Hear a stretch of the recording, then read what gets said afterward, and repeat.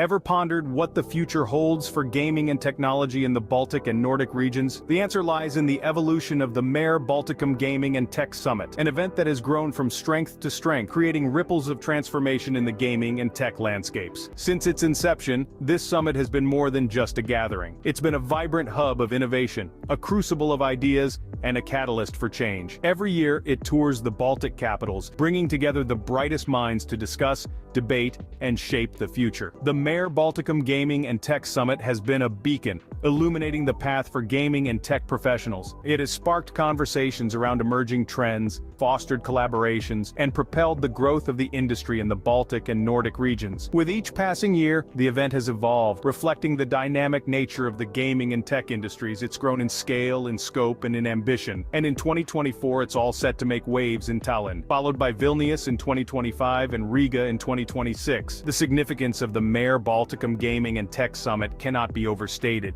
It's not just an event, it's a movement, a harbinger of the future. It's where gaming meets technology, where innovation meets opportunity, where the future is not just predicted, but created. So, as we look to the horizon, one thing is clear.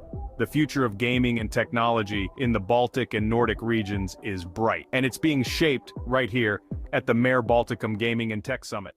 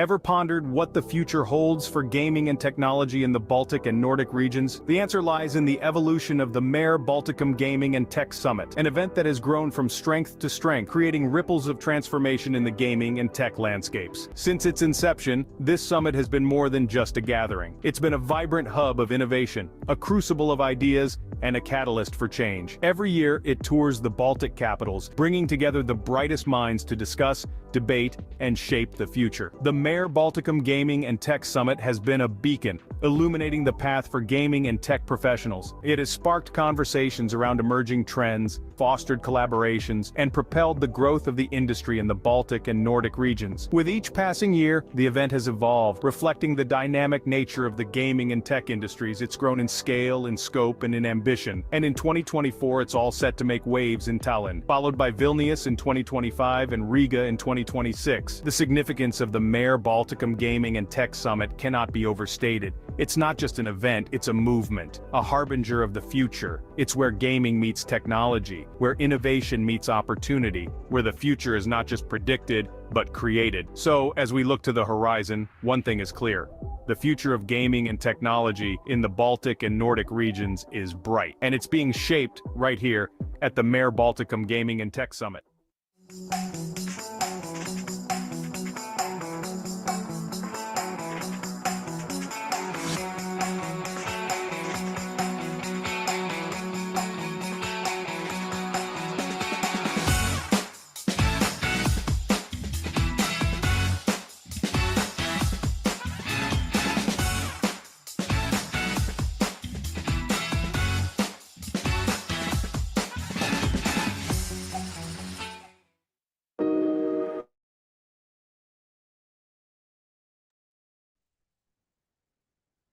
All right.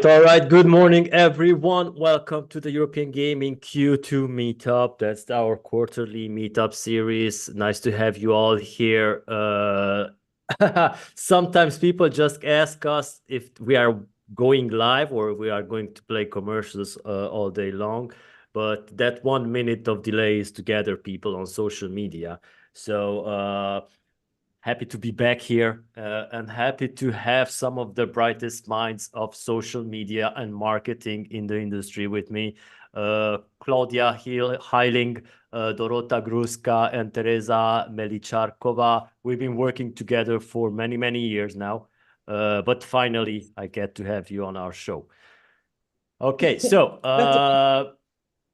I just want to ask you guys to just say a few words about yourselves before we start the panel, because that's how we do. That's how we usually do on our meetups and our podcasts. So it's better that you say a few words about yourself. So Dorota, you go first. Okay, so hello. It's a pleasure, as always, to see you and to be here. So long story short about me, I've been working for the iGaming industry over the past 8 years. And I can't even stress enough to say how excited I was to be, involved in this meeting, because LinkedIn is my absolute baby. I have over 24,000 followers. So I do believe I can share some super important trick and treats, how to build your personal and also your company brand. So I'm really, really excited to be here. Thank you so much for having me. All right, Claudia. Hi, thank you very much for having me. I'm excited to be here as well. I'm co-founder and CEO of Golden Whale. We're a company delivering machine learning infrastructures and services to the gaming industry. My co-founder Eberhard, he was on one of your panels before, right? Yep. So we are a startup. Founded the company 2.5 years ago and are building our brand basically. So excited to share some insights about what we've been doing so far. And of course, sorry about that. Golden Whale is the perfect example of being built also on the huge name of Eberhard from Green 2. True that. All right, Tereza. Hi, my name is Tereza Melicharkova. I've been working in the industry for the past 8 years. I started at NetEnt, where me and Zoltan met for the first time and did the first project together. And I'm super excited to be on this panel from the first moment when I was asked if I want to participate. I can't wait to learn more from Claudia and Dorota from their perspective, and I can't wait to share what we are doing at Swintt. All right, thank you so much. Wow, it's great to have somebody with much more followers than me here on the panel. So it's good. Okay, so guys, what's the deal with becoming the leading voice in iGaming community? So, I mean, if you really want to be heard, you've got to dive into the wild world of social media, right? So here we are figuring out the secret sauce to fame ourselves on the platforms like LinkedIn, because I think that's the most appropriate one for our industry. So have you ever noticed how everyone's crafting their unique voice? So it's like we're all trying to be that peacock in the park. With the park and is filled with pigeons, right? So our upcoming session is going to decode just that, how to fluff your feathers and strut your stuff on social media. So we'll explore how to build a standout identity, tailor your strategies to different platforms, of course. And yes, we will find that special unique voice that makes people stop scrolling and start listening to your posts. So my question, first question to all the panelists here is that, of course, you know, social media is now part of our daily life. So whether it's posting on LinkedIn or creating reels on Instagram, it's part of it. So how crucial it is for the iGaming executives to be actively engaged on social media platforms like LinkedIn, and what are the primary benefits of doing so? So let's start with Dorota and go with Claudia and then Tereza. Okay, so I think this is extremely critical to build both your personal brand because that will help also the company that you work for. And I will just give an example here. When I joined Booming Games just over a year ago, they had 5,000 followers on LinkedIn. And because of my massive network, I managed to get them almost 8,000 followers over the period of a year. So the fact that I have 24,000 followers gives me also a massive advantage because you can only invite to follow your page the first line connection. So you have to be connected with someone because let's face it, what are followers on LinkedIn? They are our connections, right? And this is critical in any business. So for example, I'm really obsessed with Shark Tank and with Dragon's Den. And before they close any deal, they always say how important is to have those connections. Yes. And sometimes they would say like, I have connections here, I have connections there, I can get you here. So pretty much LinkedIn, you know, can leverage your brand awareness, you know, can improve on sales, can also help HR. But to achieve all those things, you really need to work hard on that, right? So you really need to have a solid strategy and you need to know what you're doing, not just over push the products, because what I realized is that people want to see hardworking team behind the scenes. And in fact, every single time you show a face of a team, it gets so much more engagement than when you just put promotional video of your product, you know? So it has to be balanced. So yeah, that's maybe, that's it for me from now. So all right. I don't want Thank to you. overdo it. Claudia. At a much lower scale than you just explained, Doro, I would say I would agree with very much everything that you said. It's basically very relevant to be on social media, especially LinkedIn for a company nowadays. The interesting fact is, you know, we've been the founding team of Golden Whale has been in the industry for quite a while, for 20 plus years when we met at GreenTube, you know, and basically we scaled and operated a company before when social media did not have that impact that it had today, right? So it's interesting how important LinkedIn and other social media platforms have gotten in the last few years, especially. And for us, it's absolutely relevant to be there as well. And I would say it's crucial to be there and to show, on the one hand, of course, what the company does, what the results are, new partnerships, deals, etc. But of course, also share the story behind who are the people behind the company, basically. And that's even more so, I believe, if the company you represent is the one that you founded yourself. you know, so it's kind of whatever you say is directly interlinked with the company itself, your own business. So it's very important to take that into account as well. All right. My opinion, LinkedIn when is overhyped doing somehow. social I think there's some problem with your connections because there was a small delay, but it's not a problem. It's Okay. good. Now we have you good. So I think that LinkedIn is a bit overhyped in terms of bragging, but what can you do? That's the business world, right? So Tereza. I agree with the ladies, what was said. You need to balance absolutely. From the marketing perspective, I would love if all my colleagues are sharing everything what the company has to announce, but you really have to be balanced not to bore your followers and your audience. You should be sharing something you are very passionate about, something which includes you being on the panel or having an editorial released by industry media. We have a great example, latest example. We were thinking what to do to celebrate Swintt's 5th anniversary, and we came up with a board game. And because the whole team was so excited about delivering this board game to our customers to celebrate together, we really wanted to share it. We wanted to reach the awareness that we did this project together as much as we could. So we all went on our LinkedIn's private profiles. We shared this news, this post, and it reached over 10,000 impressions, which is really great for our industry. So it really works. If you are passionate about something, you should be sharing as much as you can. Yeah, it's kind of crazy. Like you mentioned this, Tereza. It's interesting that not all of your company people are engaging in the company post. Why is that? You have different personas, right, within the industry. You have people who are a little bit, even in real life, not as loud as some people on the commercial and marketing sides, for example.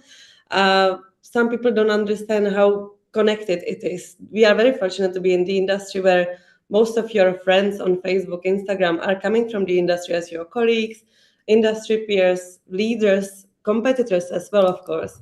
So anything you announce is going to be seen by the industry, and some people purely don't want to do that. If I can add something on that, because I'm really pushy here in regards to liking posts and sharing posts and stuff. So I always like encouraging our employees to like and post and share and comment by just clicking this notify employee button, which is like the king, because then actually they're gonna get the notification that I posted something new. And if it's something really critical and really important, then I also share it, via our Slack channels and stuff, to push it a little bit more. And also, I think what would do the trick is to tag people. I think this is an extremely superpower. So, for example, when we received a new license or something, I would put everybody involved, right? So commercial, legal, blah, blah, blah. So then, of course, they're going to see it and they're going to comment on that, great achievement, And I think reacting to comments is also critical. Because in my opinion, it's kind of almost like of a respect thing. Because if someone spent time, right, to read your post and then even to drop a comment, of course, just say thank you, whatever, react to this with the heart, say thank you, be appreciative, and that's going to lead to more and more views, to more and more likes, and to more and more shares. So yeah, that's a little trick that I'm doing currently, and it works. So yeah, and we had a guest here that told us that the first 5 minutes are crucial. So reacting to those posts in the first 5 minutes is going to make the difference between that post becoming viral or just maybe getting about 50 to 100. I wouldn't say it's likes. 5 minutes. I would say it's 1 hour. And also, as you mentioned, the first hour is really critical, I would say, for the post to be super successful or not that much successful. But yeah, this is really important, as you said, to kind of encourage people to like it. And that's why I'm tagging, companies, sponsors, people, just to get this extra traction. All right. So have you guys ever noticed how everyone's trying to be authentic on social media? Like I told you earlier, it's like suddenly everybody's posting a deep, heartfelt diary entry sandwiched between ads and protein shakes and mattress sales because you get that. And every time you get a message on LinkedIn, if you have a payment provider or something like that, that's also part of the deal. So, so what's the key to keeping it real online, while also selling out just enough to keep the lights on? And how do you strike that perfect balance between sounding like a genuine person, being, and like someone who also got something to sell? This has to be a good balance between that. I mean, are you just crafting catchy one-liners that resonate, or are you trying to become the next big social media guru without turning into a walking billboard? That's my question to you, Dorota, first. Okay, I will gladly take over. So we have to differentiate two things, right? So first, which is very important, is building like your personal brand on LinkedIn. So what would help in that people would look at you as someone authentic, right? Is definitely verify your profile, right? That's already a massive key. Have a decent profile picture, not from Bahamas under the palm. LinkedIn is not very strict with profile pictures, so you don't have to necessarily be very, wearing suit and very serious. You can be a bit of fun, but you have to always, kind of find this balance, right? Get a nice, background picture. Background picture is a free banner for you, that every single person who goes on your page, you can promote already products of your brands. Then, write short bio about you. Also, you can, write your experience with details, and then go out. I participate in most of the iGaming events, and that also gives me, a massive exposure, I would say, which I really, really like. But again, this is like hard work, right? Because people feel like, oh, she's partying all the time. That's not really the case. Again, there are, business-related events, and I go there to build my company's brand and my personal brand, to get these new connections, take a lot of photos. I have background in art and design, so that really helps me, because the quality of the content is extremely important as well. Nobody wants to look at the picture that is looking like it was taken by Nokia 3310. It has to be decent quality, right? You have to have a good eye. You have to know how to operate with the light, because the most kind of pretty and happy the post is, then the more engagement you're gonna have. And in regards to building authenticity of your brand, of the company you work for, it's pretty much a similar story, right? So always change the banners. Whenever there is a new game release, that's an opportunity for you to hit there, to update it. Have a decent also bio about your company. Have the structure. So there's like a lot of look after. I think I'm hearing some.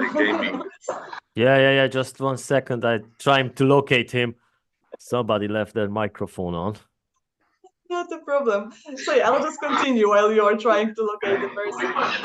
So yeah, and again, it's basically the content, as I mentioned before, has to be a mixture of showcasing products, of also informing people about the company achievements, which can be, winning or shortlisting in any awards. It can be also like new licenses, new major operators on board in our case, right? Because we are a game provider.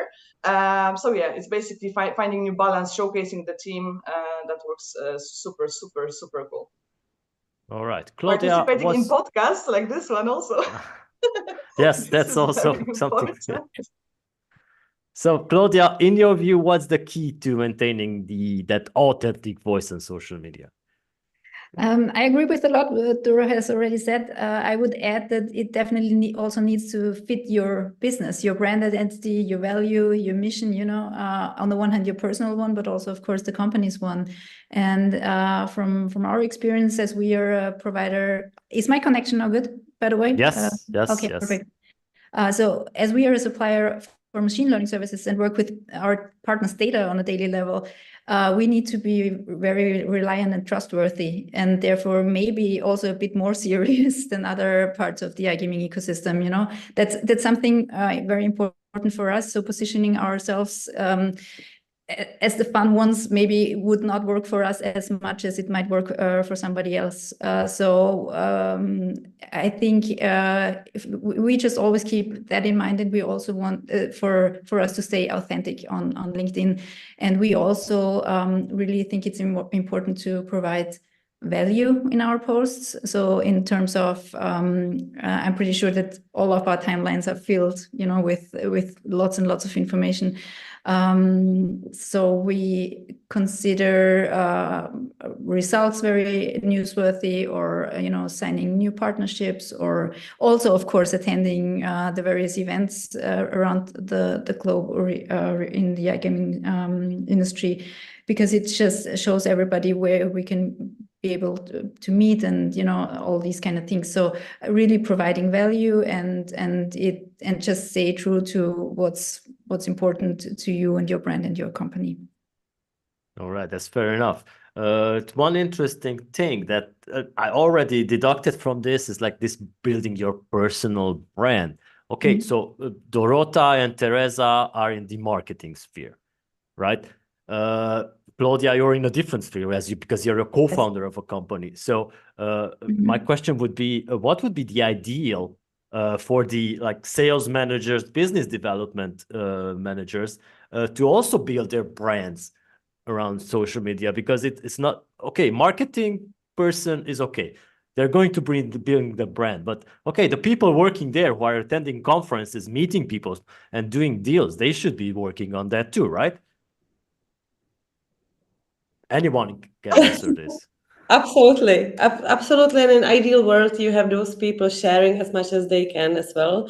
Those are the ones meeting people. If you post on your social media a picture rather than a visual created by graphic design, it works so much better. You can tag the potential customer, which gives you another extra range. So those should be really the ones who will want to represent the game, the brand, also the games. They are the brand ambassadors as well, everyone within the company, but those salespeople and business developers are really those who are meeting most of the people in the industry, and they want to be seen as the brand ambassador themselves, and they want to push the brand as much as they can. It helps with their sales afterwards as well. So it's really win-win situation if we are all on the same page, that we are here to push the brand, we believe in the brand, and we want to give as much exposure as we can. So do you need to push your CEOs to post? We've been very lucky at Swintt. We have everyone very passionate about working here. Lars, our head of business development, he shares everything we do. He is very good in taking pictures at the events. Sometimes I need to remind him because it is still, he's focused on the business development, not on social media. But we've been very fortunate with people around. But sometimes, of course, they even come to our team for help. Everybody wants to build their own profile. It's good for, again, both yourself and your company as well. So to make sure that you are consistent, the regularity of the posts, it's crucial. If you want to make an impact on social media, you have to make sure that you have something coming up every now and then, at least once a week, I would say, on the personal level. On the professional, on the business level, for Swintt, we are trying to have one post per day, really, not more than one, because they push each other outside of the timeline. I know that Claudia mentioned that we are overwhelmed, but on the B2B side, where we are launching a new product every week, really, which is new game coming up every week, we are fortunate enough to have great visuals. We are in the entertainment industry, so working with those visuals from the games is actually really beautiful and fun. So unfortunately, we might be a little bit overwhelming the timeline, but we haven't gotten any bad feedback about it. Everybody is just very happy that they know what Swintt is up to, and we get really positive feedback that they see Swintt everywhere, and we are trying to balance it, as was mentioned many times before. It's not only product launches, of course, it's about employer branding. You want to make sure that you show that you are working hard, but your team is having fun, so you attract new talents to the company, which makes the company in the end what it is. Posting pets as well for some marketing days, as Dogs Day, really helps as well. It's those people and pets are really bringing a lot of traction. So just the balance between new products, people having fun, commercial or marketing days within the calendar of the year. All right. So how do you guys feel about memes? About memes? But Yeah. memes. Like, you mean memes being posted on LinkedIn. Or Exactly. I think I found it sometimes super funny. I think what we have to like kind of know, it's like we need to be creative, you know, because people want to see like new funny things, and I have absolutely nothing against posting memes on LinkedIn, because I laughed so many times, because obviously behind the meme is like crazy story, right, in the description, so that everybody likes and everybody loves. So yeah, I have nothing against it. It's again about keeping balance, right? So it should not be that LinkedIn is just for fun only, right? So you have to have this kind of balance. And as Tereza said, if you want to build your personal brand, you should post as well. And you can be also super creative here. For example, I had like no upcoming events, and it's been like, you know, let's say 10 days since I did not post. I went to the office with my dog. Literally, that's what I did. You know, I literally set this dog on everybody's lap, took some cool pictures, and it took off so well. I was really shocked how many views posts with my dog got. So, you know, but obviously it was work related, right? Because we're at the office. So, you know, you can use these little tricks, even though it's not from like official party or official event or official meeting. You can just, you know, figure it out yourself. Just have fun with it, basically. But it is Claudia, the no, go ahead pets. first. Sorry, the post about pets, it works. It works really really well. If you manage to combine it with your business, it's a great recipe. Yeah. All right, Claudia, do you guys post something about AI? Some memes about AI? We have not yet, actually. Maybe we have to do that. And I'm already thinking about how to combine pets and dogs and cats with data visibility, data visualization. So well, maybe there's still some things that we are not yet considering. I guess it's part of the whole of our whole story, still being, you know, basically doing pretty much ourselves in the founding team. So we might not have the resources as well yet to be on basically daily or something like that. Would we use LinkedIn for also in terms of course, building the brand is also reaching out to lots of people. You know, we use it for networking, and that was basically how we started to use LinkedIn back in the days when it was not so much about building the whole brand, and that's been quite significant for us during since we started Golden Whale as well. So reaching out to existing business contacts or new ones, and just going into, we are also on the B2B sales side, right? So we have to be out there and get deals done. So that's quite important for us as well. And Tereza, just to add to what you said, I personally really love what you do at Swintt and also what you do at Booming Games. It just really fits your business. And as you say, you launch new products and games and things every week or so. So there's a lot more to post than to show some new data visualization, maybe. You know, what we do happens a lot in the background, in back offices talking to each other, so it's not it might not be that easy to promote, but I think the results basically show their way, and that's what we're definitely gonna be focusing on more, the more results we're getting with the work that we've been doing over the last few months. All right, great. Tereza. I think what Claudia said is extremely important, because you have to know your audience, right? You have to know your audience, and then you're gonna have totally different strategy. So each business would have totally different strategy, and each of the strategy can actually work. So you know, the most important is like, who is your target group, basically. All right, Tereza, you wanted to say something about posting memes with pets or photos with pets. Before, I was just saying that, as Dorota mentioned, the posting your dogs and making sure that it goes well with the business, it's really takes off. It's skyrocketing the results on social media. Pets work. Meme, I wouldn't personally post it on the professional profile of Swintt. I will try to stay away from it, just because the tone of voice is not ours. But I do have fun reading some posts of other people.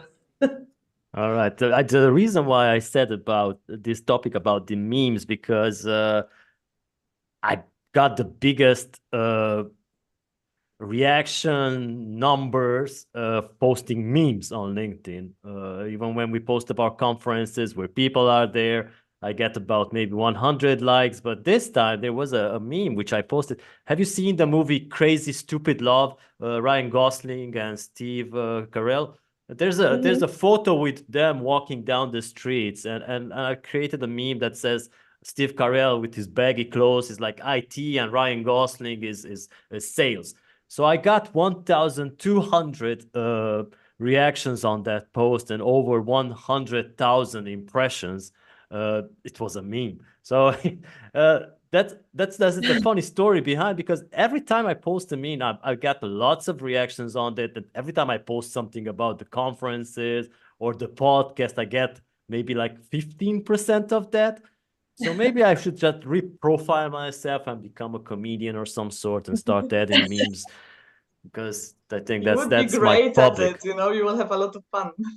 Yeah, I have 22,000 followers, and yeah, it seems that those guys are following me for different things than the things I do. Base your tone of voice on that and go that. Yeah, That's, exactly.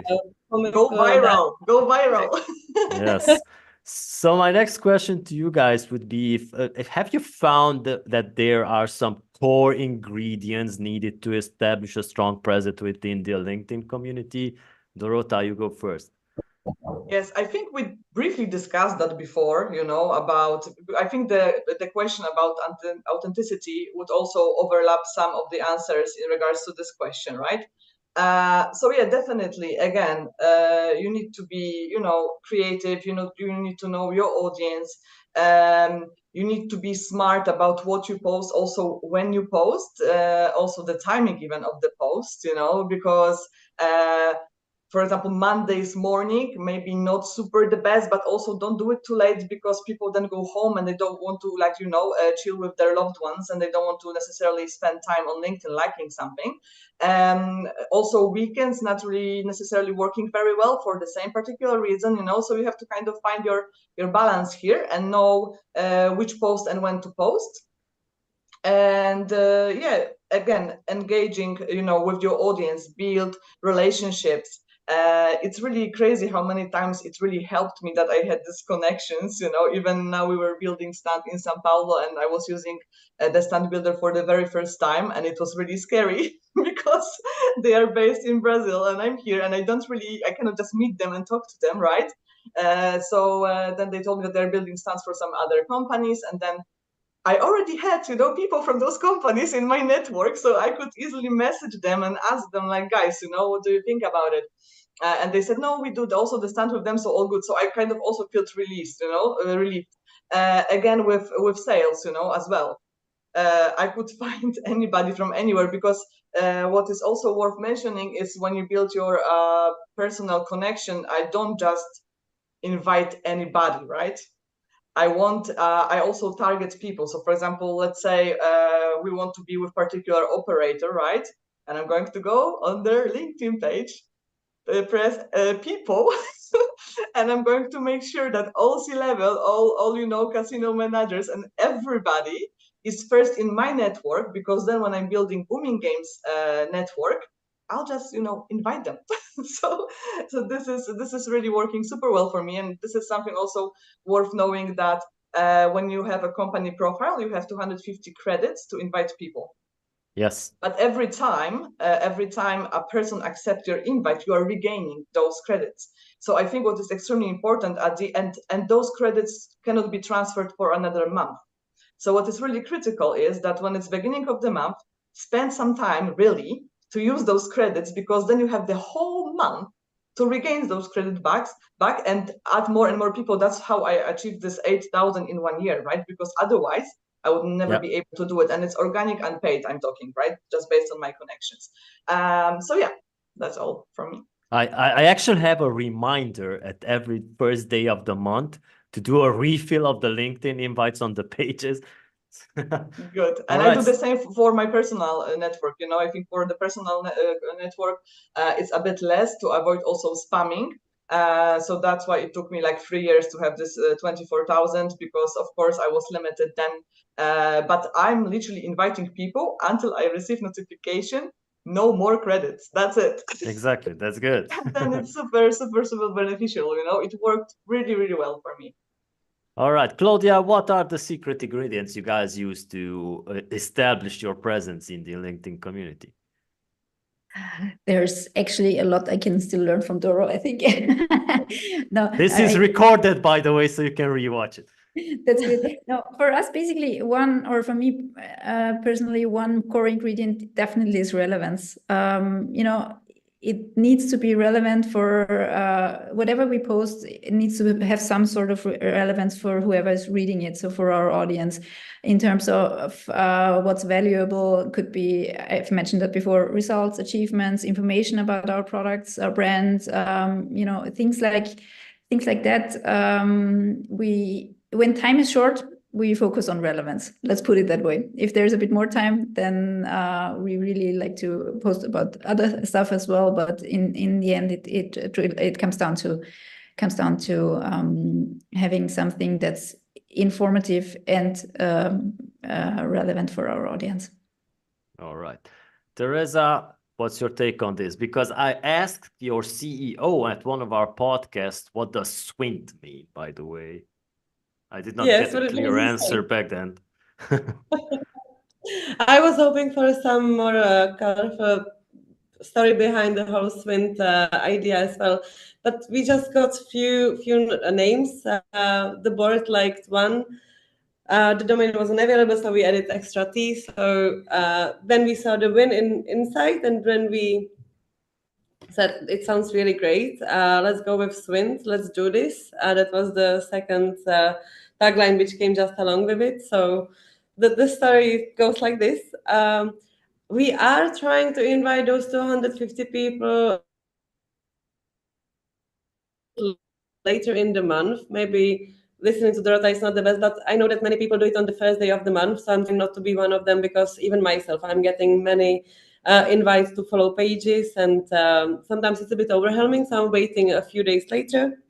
Maybe I don't get all full 250 credits, but we get some nice following. But I know that Dorota is mastering this strategy 100%.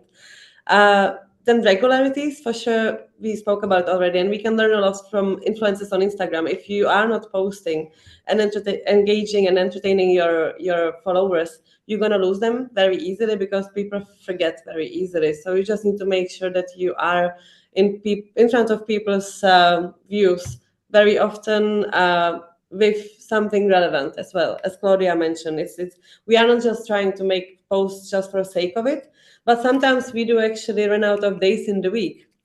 As Dorota mentioned, we are not posting during the weekend. We just have so many things happening at Swintt, which is a fantastic position to be in.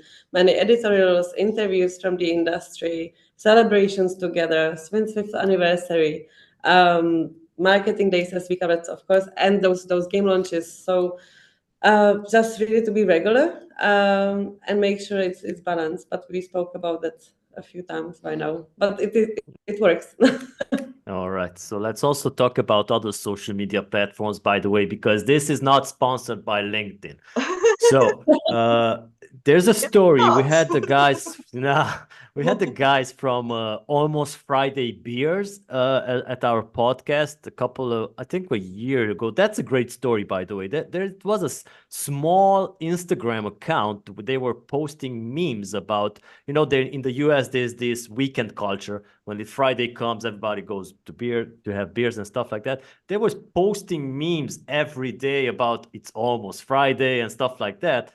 So they got up to 3.5 million followers in just 1 year, just for posting memes. And now they own several other brands. They are like everywhere. So my question to you is, does or should your strategy for LinkedIn differ from the approach you use on other social media platforms? And if so, why? Dorota, you go first. I think absolutely right, because LinkedIn is a part of the social media channels, yet it's absolutely completely different, right? Because it's more business related. And on LinkedIn, we have over 1 billion active users. So you can just see the superpower of it right here. And obviously the content has to be, as mentioned before, professional. at a certain point, right? Doesn't have to be necessarily serious all the time. Also, again, what Claudia said, depends what you do and what is your target group, because that's all that matter. But definitely, you know, other social media channels, they allow you to do so much more, and you can really be to the level of being inappropriate, and you don't want to be in your personal career, yeah, or your company career. You don't want to be seen as someone who is unprofessional. Or someone who is posting something completely irrelevant. So yeah, definitely the strategy is completely different. I think I know that this is not sponsored by LinkedIn, but I think what is really amazing on LinkedIn, that is the most forgivable social media channel, because this is business related. Also, if we would look at the age groups, there are people between 30 and 49 years old, right? If we're gonna compare that with Instagram or TikTok or stuff like that, you know, we have loads and loads of kids. So, for example, you know, on LinkedIn, we can publish something, especially we are plus 18 content, right?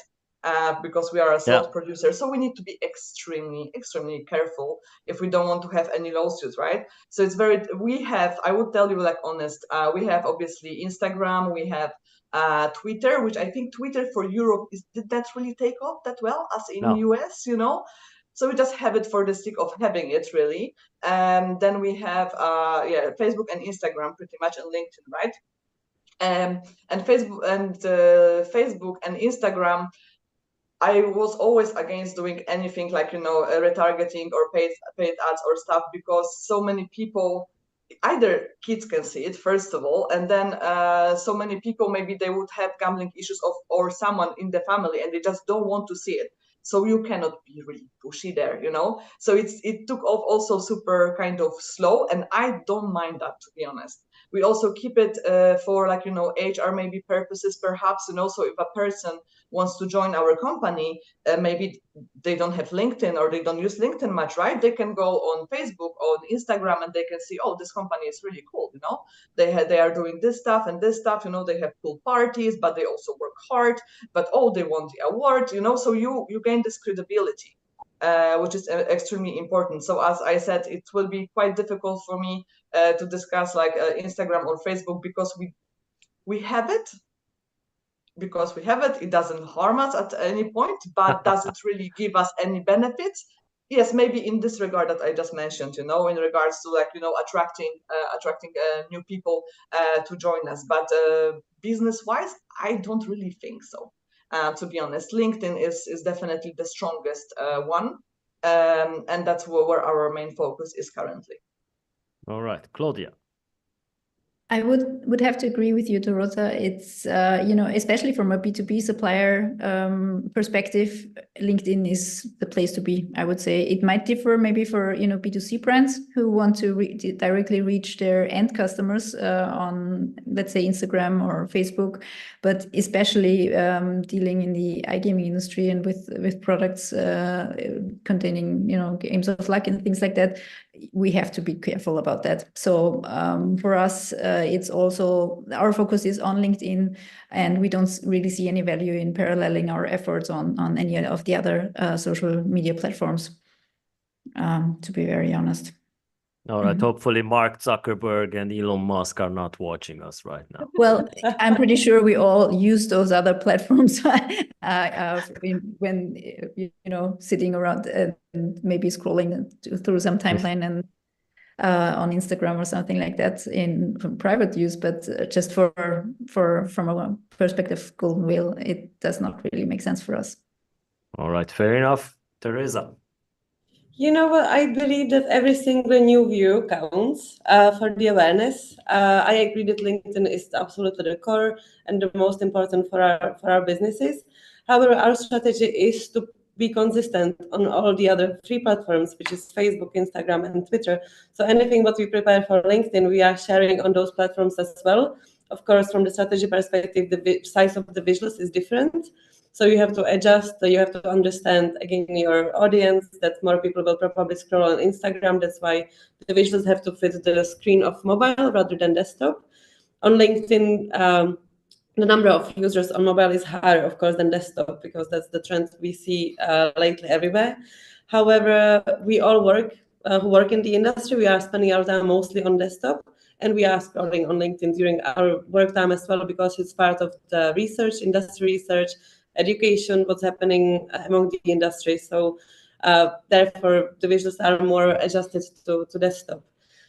We acquired Elysium Studio earlier this year, and the content which will be coming from their studio is more engaging for the audience which likes to play mobile games, younger generation, not the classic slot, more entertaining from the background perspective as well, and visuals. So we are expecting that maybe the Instagram audience will grow more with that particular audience of players. So directly nobody from business, but the players themselves, 18 plus, of course, and we have to keep that in mind always when we are trying to push any game content 18 plus. So maybe in 6 months, we will review the strategy we have at the moment, and we will see if we want to push a little bit different content on the Instagram side compared to LinkedIn, just to be more engaging with the end users, which is, we don't have that many channels how we can reach them. So social media, streamers, and affiliates is probably our best tools to reach the end users. So we will review that. Of course, we are limited to the size of the team as well, but if something grows really well and you engage with the players directly and it works for the future, we will be definitely willing to change the strategy a bit. All right. So on the B2B side, I'm going to throw a curveball at you guys, and I will share a story because, you know, we have the Hipther brand, which is the parent brand of our events and media, but we also have our news websites, European Gaming, Gaming Americas. So on that on that particular part, posting the articles on LinkedIn is not getting us as good traction as X, Facebook, or Instagram does. Even though we post B2B news, it's very interesting that we get bigger traffic on our search engine optimization statistics. We've seen that the most of the traffics are coming from Facebook, X, and Instagram. On the Hipther side, for the events and for the podcast, LinkedIn is king, of course, but it's very close to X. So it's very interesting to see. We have seen a lot of B2B providers that have started a blog on their websites, because long are gone, the days are gone when you had a website for a brand, not just focus on social media, rather than getting traffic for, like, let's say, Swintt, Booming Games, on that particular website, not social media. So my question for you is, do you think that this would be something relevant for your company to do? Have a blog, post news on the website, not on social media, and focus on getting customers throughout search engine optimization? Good question, right? Can I take it? Yeah. We try to bring people to our website, of course. We revamped the website last year in March. We still see it as a very important tool. So any news regarding anything which goes out from PR perspective, new deals, new games, interviews, maybe with affiliates as well, editors, we try to post it on our website. Any advertising we do with the industry media, it always links to our website. That's on social media, because that's where the form for contact form is. That's how we are trying to get people to contact us. That's how we are trying to get new customers.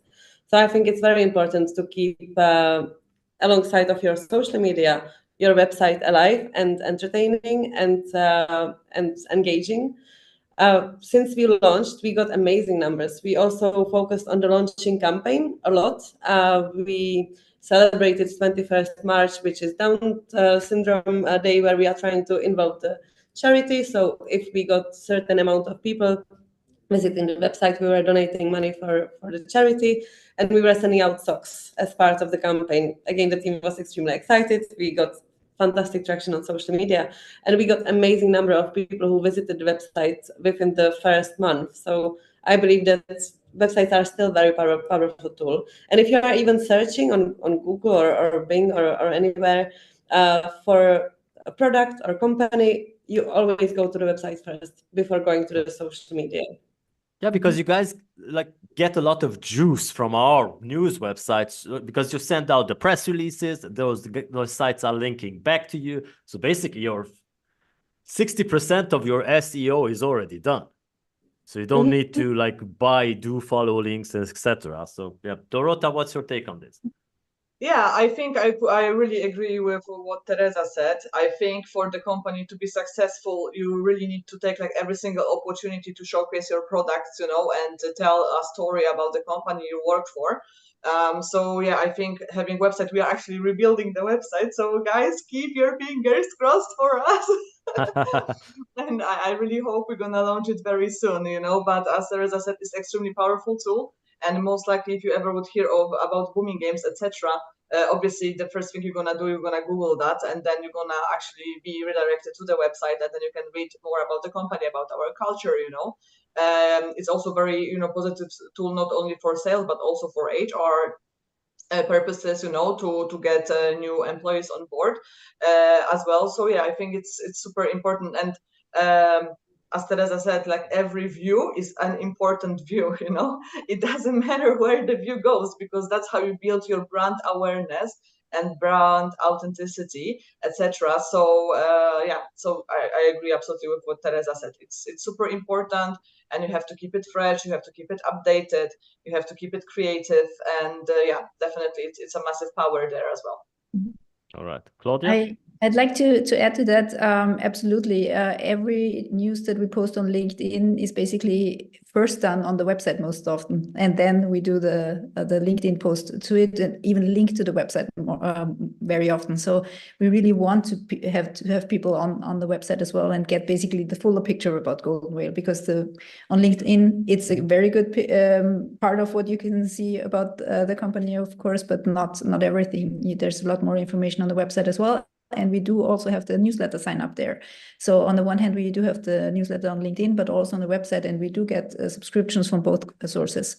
So definitely the website is equally or even more important. I don't know how to put it, but definitely something to keep updated regularly as well. All right, another story I will share with you guys, because it's very odd. We have been using since Claudia mentioned it, we have a newsletter, and we have been using MailChimp and sign-up forms on our website for that newsletter. It's a midweek newsletter.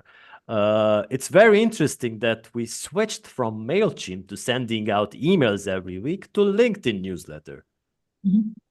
And our readership jumped with 2,000%.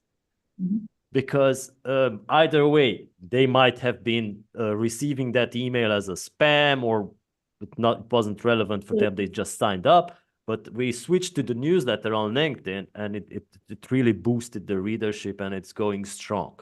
So Tereza, sorry I interrupted you. You wanted to say something.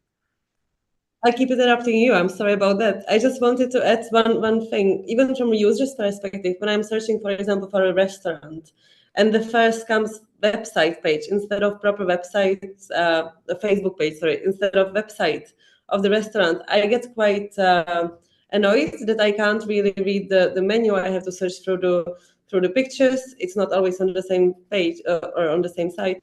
So I think having websites overall is really important, and we are still in those times where it will be important for another decade. Yeah, So because websites it gives you are not also dead. the credibility, it's as Tereza said, it also puts me off when I'm either even going on vacation, and even if it's like Airbnb or whatever. Actually, for me, whatever you do, you should have a website, like professional website, not a Facebook page, because that already put you from here to like middle, and then just you don't want to do it. You don't even want to see it. You don't want to be associated with this. So I think having like a professional website with professional content, building your brand, it really gives you a massive credibility. So yeah, this is definitely 100% extremely important for any business. Again, for any business. Yeah, The that's rules why are the rules.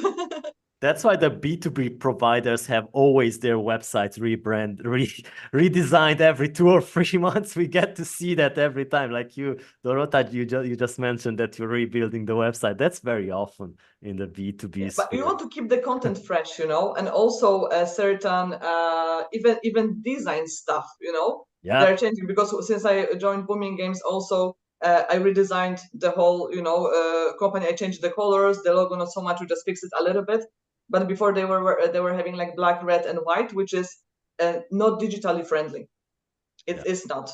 So then, I just adjusted to, like midnight blue, sunset red, and all of a sudden it worked so amazingly, So I think also, and a lot of people not only changing the website, as you said, but they also rebrand, and they don't have issues with rebranding, with changing new stuff, right? To give the company fresh face. It's also quite popular if you would look at, at other companies, because maybe, when you were opening the company, you weren't that sure, or you need to maybe perhaps rush certain things. But, it's always good to take a step back, take a deep breath and see, okay, we did this, but maybe it can be done better. And then if your teams agreed, and if they have your support, then you can, climb the mountains and fly away with your ideas. Since you mentioned support, okay, for you it's easy. You had 24,000 followers and you said to the business, to the CEO, hey, I need to rebrand. And he said, of course, let's do it. But is it hard to convince the leadership of a company to do a redesign or rebrand? Sometimes it's their baby, and you have to understand that people came to the business, they had great ideas and big dreams to make the brand shine. And then they hire someone externally who comes and they say, oh, this is not working, we have to change it. So you will not always be welcome with that idea with open arms, but it depends person by person, I believe. All right. I think, it's not only convincing about rebranding in general. My mind is really busy, I always think at something, and sometimes even I take a step back and I look at something that I've never seen it before. It's really hard to do it, but I can do it, because then you can be the fair judge of what you see, right? And it's not only in regards to rebranding, but in any new activity that you want to take on board when you are at a new company. For me, what works is I would not just say, for example, let's rebrand because, whatever, I don't like these colors. No, I would say let's rebrand because blah, blah, blah, blah, blah, blah, blah, blah, blah, bullet points, and then it's an open discussion, So I always, every time I want to take on board new ideas or partner with someone, whatever, I always present, strong KPIs or this or that or statistics, I'm really like data driven, because then it's just so much easier to get approval if you are backed up by black and white data, basically. All right, so you probably add to the bullet point, I have 24,000 followers, I know best. Back in time, I didn't have 24,000. Give me a break. It's a new game. And it's actually 24,250. Okay, that's important. Claudia, if one of your team members from marketing walks up to you and said, okay, we need to rebrand everything, we need to do a redesign of the website, social media, new logo, I don't care. Do you approve? I was just thinking about that in my mind. It hasn't happened so far yet. We still like our logo. It's not that old. In my head, an idea forms up. We have to do this in a year or so again to see where, how everything developed, to see where we stand. I guess I would be open to discuss, and if somebody comes prepared with a bullet point list and really good arguments of why we should do that, definitely. For now, it works for us as it is. All right. All right. So my next question would be, what are some of the common pitfalls that iGaming executives should avoid when trying to establish themselves as influential voices on social media, and how do they overcome these challenges? Because we've seen many of the CEOs and C-level executives start wanting to become influential on social media and failed. So what advice would you give them? Dorota. I think it's pretty much, we covered this previously, because the rules are kind of the same. It doesn't matter if you are C-level or whatever you do, you kind of have quite similar rules. I think what would be something that it's not very good is sometimes when you're like really high, you are really busy and you just forget about posting or about showcasing your face, etc. And I think the benefits of it are critical, because I don't know, guys, if you know, but LinkedIn is pushing executives more than anyone else. So if you are a business executive, that can be massive help for your brands. You know, if you would post more or stay engaged more, comment or your company achievements or the team achievements, right? Because you know we have also now even for Casino Beats and you know iGaming Idol, there are like people's categories, right? So I think not doing that, it's not good, you know, or not keeping like you know your bio in your profile, you know, because it's all about gaining this credibility. As Tereza said, if someone doesn't have website, I don't want to go. You know, even if it's a restaurant, you know, there is like no go, I'm not going. And it's the same. Like for example, even if you have a business partner and you want to go and check someone's LinkedIn profile, right? If you see that the last post was like 8 years ago, you are thinking, what happened? You know, is everything okay with that person? You know, or because you know. So again, it's extremely important, and yeah, I understand also that you know sometimes when you run the business, you don't really have time for that. But you should see me when I'm doing, you know, my LinkedIn followers. So like anytime, you know, I drink my coffee. I don't know. I go for a walk with my dog. You know, it doesn't really take that much time to create this engagement and to create this hype and to you know appreciate people who comment, appreciate you know people who share, etc. So yeah, I think that's one of this biggest mistake, to just neglect LinkedIn being an executive. All right, Claudia? I believe, and adding to that as well, as an executive, you most often are in that position because you know do something right or know something about some topics that others might not. So it's just take that into consideration and post something or comment on something, you know, like also maybe lifting others, you know, or other comment or other posts by just adding your opinion is also something that can help getting a profile on LinkedIn. So I would definitely recommend that. And also, if you don't want to do the post yourselves, maybe get some help in just, you know, get the support of your marketing team or whoever to maybe help you write something if that's not something that you just really want to do yourself, but use the voice that you have and your knowledge and your expertise is definitely helping build your brand and your company as well. All right, Tereza? Definitely helping your brand, posting balanced posts, which makes sense, absolutely. Not to do it too much, or as you said, we saw some people trying to be influencers and it didn't work really well. You have to keep in mind again that you are the ambassador of the brand. You have to have very similar tone of voice. It should be within the same range. It should be, of course, your social media on Facebook and Instagram won't be in the same lines, but you are an executive. You have a very important role within the industry, so you should keep it informative about your travels, for example. What you want to share from the company as well, of course. Don't overdo it, really, because we are in the business which is trying to become more and more mature and more serious as well. So let's keep that in mind. Let's be professional in everything we do. Let's be within the same ideas and brand as the you work for.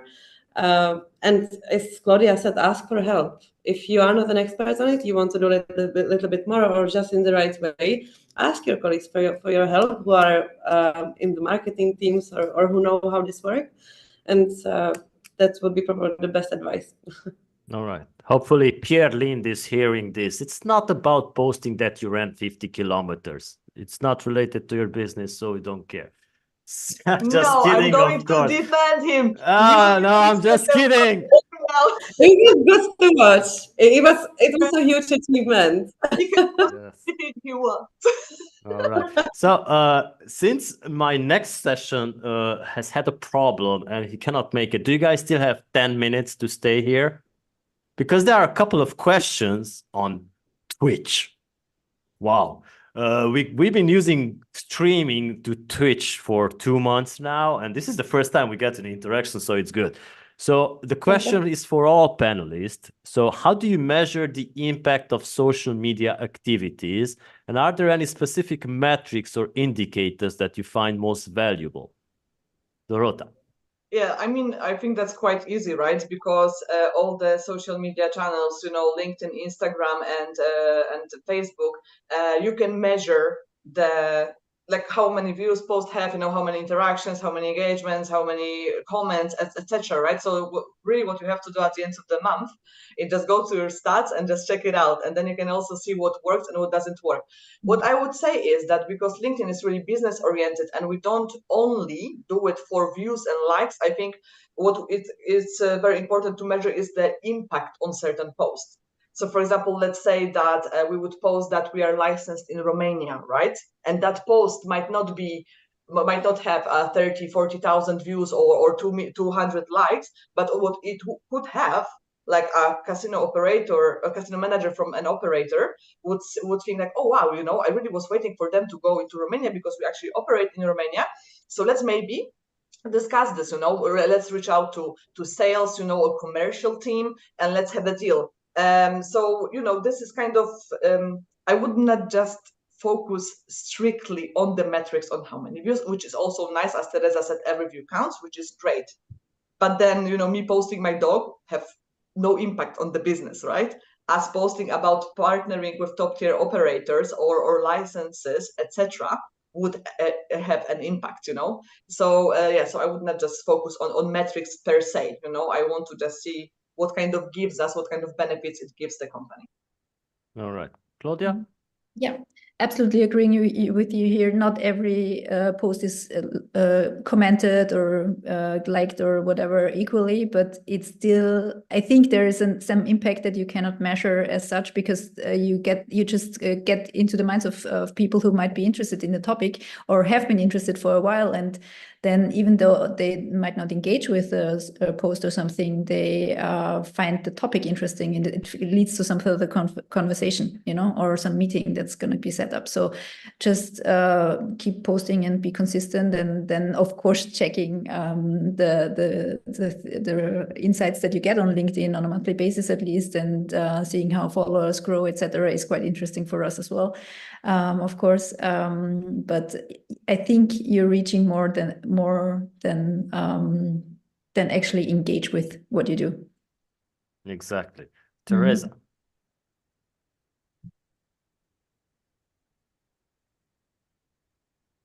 I think she got disconnected. She's still here. Yes, Okay, sorry now guys. Sorry, we have Good. internet issue at the office. Do you want my answer? Sorry, I missed. Yes. Okay.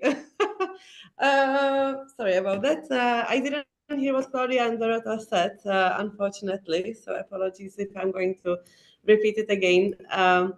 The question was About how do you measure the impact of your social media activity? Right. Sorry about it. I thought Dorota at the beginning, and of course, as Dorota said, the posts are targeting different kind of audience. We are not capable of doing that from our side, but I would hope that the social media themselves and the algorithms that are already working on its own would understand a little bit better what the end user is interested in viewing as well. So hopefully, maybe for someone who is looking for suppliers in Romania, wouldn't be really feed it with Dorota's dog, but they would be more feed it with those people who are announcing being in Romania. But it's more up to the social media developers, and let's hope that they are doing very hard work on actually providing a platform that gives you what you are interested in. And as Claudia said, that like in certain area of businesses, and I think marketing is one of this area as well, you can't really measure the success. Because, you know, for example, let's say you're going to spend thousands of hundreds of euros of having a stand during exhibition. How many deals will you close at the end? And do you know certainly if those deals were because you had this massive stand, you know what I mean?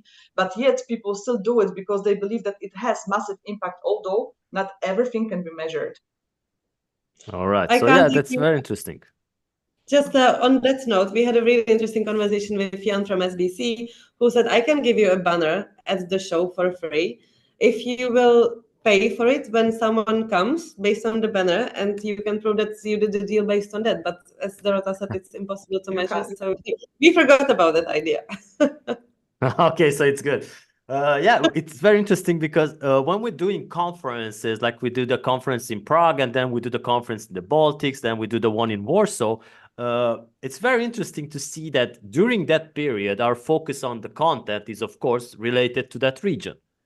So it's not a secret. We accept sponsored posts on our website. We got to keep the lights on.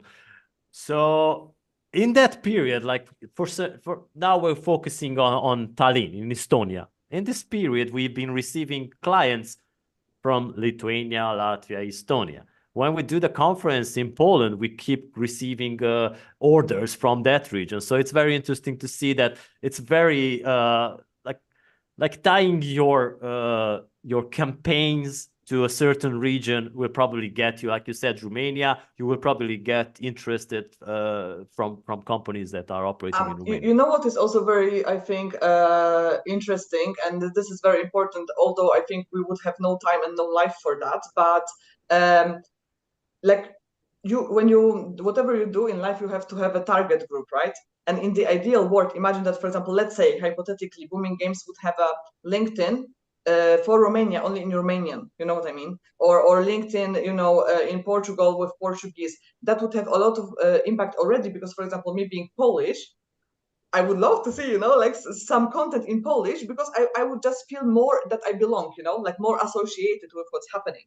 And a lot of companies, they already have, you know, like whatever name, no name has to be mentioned, but with, like, for example, Spain, you know, or Portugal or whatever. So they would have certain social media channels for that specific market in the market language to you know, to get the higher hype, and it works. But as I said, we would need to have the whole team of translators and you know, making content and stuff. So obviously this is like the, let's say, more or less the ideal world, and not really, because it has also some downsides as well. But yeah, yeah. All right. So my closing question, just go ahead then, Tereza. Sorry, then I will do the closing question. One thing we keep forgetting about the talent and employer branding. So LinkedIn is really great tool to attract the talent. And if you have an office in Bulgaria and you have all content in English, it's not going to work, and you're not going to get the best talent, because those people will not have the language. They will not want to even see, you know. So you need to adjust from the employee branding perspective to target your potential, the best candidates in those markets where you have offices in. I have a story about that too, by the way, and it's against the LinkedIn hiring option, because we have a landing page where we have careers, the options that are available. We of course, as a small company, forget to update it when we hire somebody, so it's still there. The form is still there, and we are sponsoring two runners, two athletes in Romania who are like winning marathons and stuff like that, posting on Facebook, on Instagram. They have a couple of thousands of followers, but they always tag us on every post, their training and everything. And we get about 600 to 700 applications in 6 months just by those people, because they're checking out the website, they see careers, and they apply. When we do a campaign on LinkedIn, for instance, that we're hiring, we get all these people coming from, okay, I'm not discriminated, Pakistan, India, stuff like that, but nothing that is actually somebody you can hire. So it's very interesting to see that as well, coming from Facebook and Instagram, that people maybe are also there and could be of a potential use for a company. So my final question is about success stories and effective social media.